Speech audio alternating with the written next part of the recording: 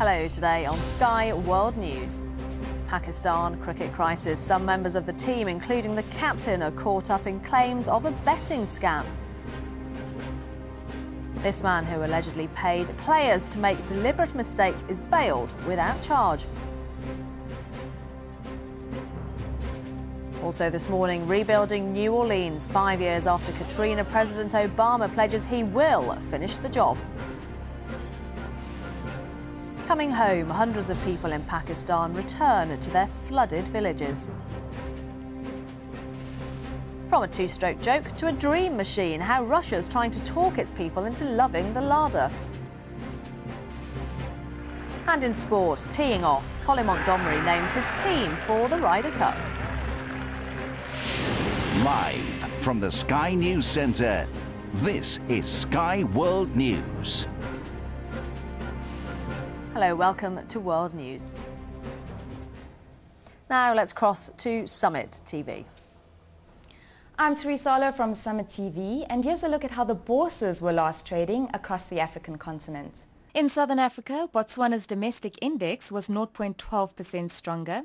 South Africa's all-share index shared 0.5%, and the LUSE in Zambia was down 0.09%. In West Africa, Ghana's all-share gained a massive 3%. Ivory Coast's composite climbed over 1%, while Nigeria's all-share was 0.41% firmer.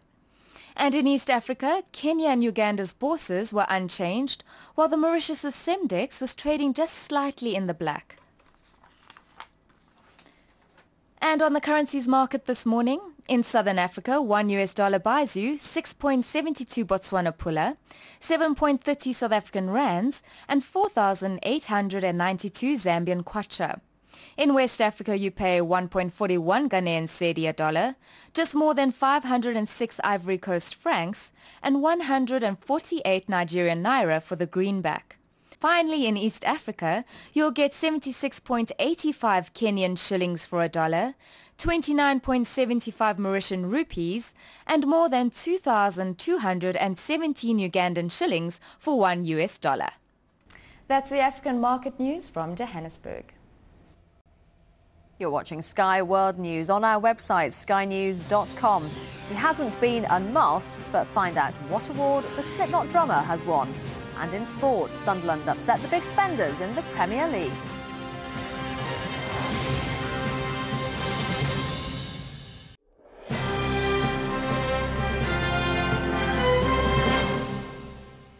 The International Herald Tribune looks at the huge rally by religious conservatives at the Lincoln Memorial in Washington, D.C.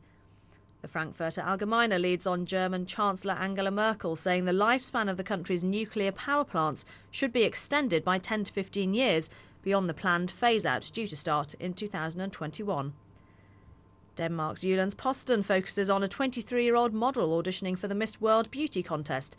It's subtitled Young Women Who Want to Save the World. In Britain, The Guardian says cricket has been thrown into crisis following the claims of a recent betting scandal, which it calls one of the biggest in sporting history. The story also dominates the front pages of The Times, which comments on the police investigation into the alleged scandal. And Spain's El País has Cristiano Ronaldo groaning on the ground after missing a shot at goal during Real Madrid's goalless draw with Mallorca.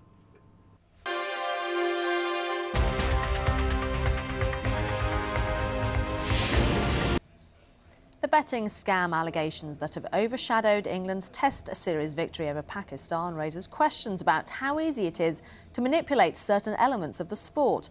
Tom Parmenter has been looking back at the final Test match with two experts. The errors were small, they were over in seconds. But just how far do they prove that the players were really manipulating the game? We asked Angus Fraser, formerly of Middlesex in England, and betting expert Geoffrey Thomas to look through the deliveries in question. No ball is a call, front foot. No ball. Now, Angus, you had a long career. Would you have ever had an error that big? No, and that is way over. That is too far over to be comfortable. Now, Geoffrey, what is the significance for the betting industry, whether it's a bet being put on at the ground or being put on somewhere else? Certainly you can bet on what happens next, and they will be betting, particularly illegally in India and Pakistan, on what will happen in the next ball. And what they're probably saying is, look, we can decide exactly what happens on one ball. We can get one player to do one thing. If we can do that, imagine what else we can do. Well, let's just jump ahead and look at the Friday morning, the third of these questionable no balls, and see exactly what happened.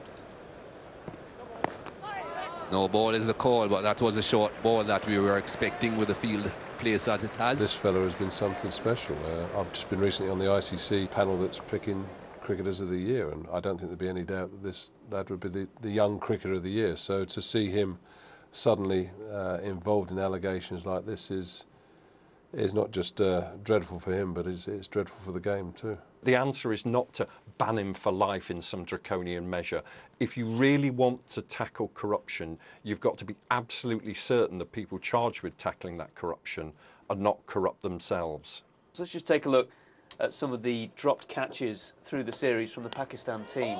Now, there are always dropped catches in any cricket game, aren't there, Angus? But they have been particularly up and down, haven't they, this series? And it puts question marks perhaps in the minds of the fans. Well, it does, and I think that's one of the problems the game faces, is the fact, what can you trust? And that integrity is the cornerstone of any sporting contest. Tom Parmenter, Sky News.